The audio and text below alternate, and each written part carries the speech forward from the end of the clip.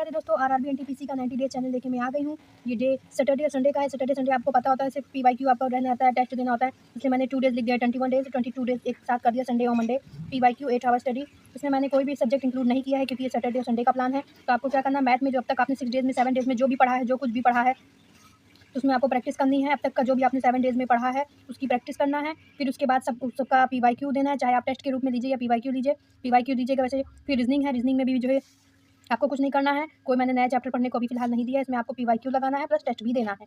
Test मतलब ये है कि जो आपको जैसे सब्जेक्ट लगता है कि नहीं आ रहा है तो उस सब्जेक्ट को स्पेशली निकाल करके आप पढ़ सकते हैं, लेकिन पीवाईक्यू साथ में जरूर देना। इसलिए मैंने दोनों लिखा हुआ है कि पीवाईक्यू आपको पूरा ओवरऑल पेपर का देना है, इसलिए मैंने हर सब्जेक्ट के साथ लिखा हुआ है। फिर जीएस कंप्यूटर में अब तक आपने जो कुछ भी पढ़ा है उसका रिवीजन करना है, उसको लर्न करने वाली चीज़ में लर्न करना है, जो समझना है उसको समझना है, और फिर पीवाईक्यू जरूर देना है प्लस टेस्ट देना है। जैसे कि इनमें से आप कोई भी 20 सा सब्जेक्ट उठा लीजिए, उत्सर्जन तंत्र है, इसको मान लीजिए आपको समझ में नहीं आया है, जिसका रिवीजन करके छोटा सा टेस्ट ले लीजिएगा कि आपको कुछ समझ में आया है या नहीं। ओरल टेस्ट ले सकते हैं, जैसे किसी को आप समझाइए।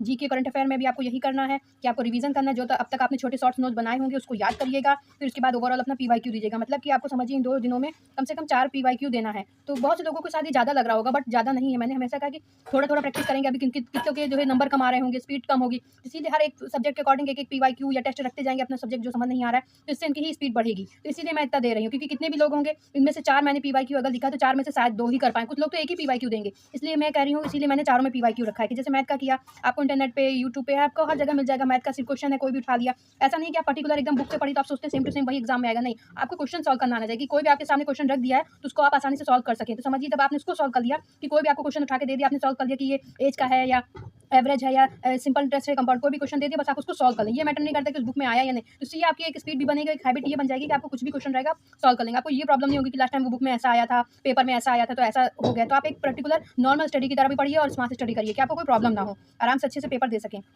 तो आज का मेरा फिलहाल से यही खूटो है कि पहली बात तो पीवाईक्यू या टेस्ट दोनों ही देना है। जो आपको लगता है सब्जेक्ट नहीं है उसका टेस्ट दीजिए और पीवाईक्यू जरूर दीजिए। प्रयास करिएगा चारों का पीवाई 4 बार जरूर दीजिएगा। हो सके तो इन 2 दिन है आपके पास, सैटरडे संडे, आराम से 4 बार हो जाएगा। अगर आप प्रॉपर टाइम के अकॉर्डिंग भी करेंगे तो भी आराम से हो जाएगा। सुबह शाम दोपहर जैसे दवाई लेते हैं ना, तो वैसे आप देना चाहेंगे तो एक दिन में 2 दीजिए, 4 बार आपका हो जाएगा।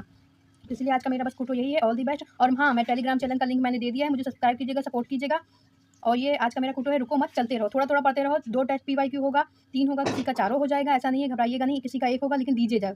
ये है कि दीजिएगा जरूर, ऐसा नहीं कि देना ही नहीं है। तो इसलिए करना जरूर है। राधे राधे।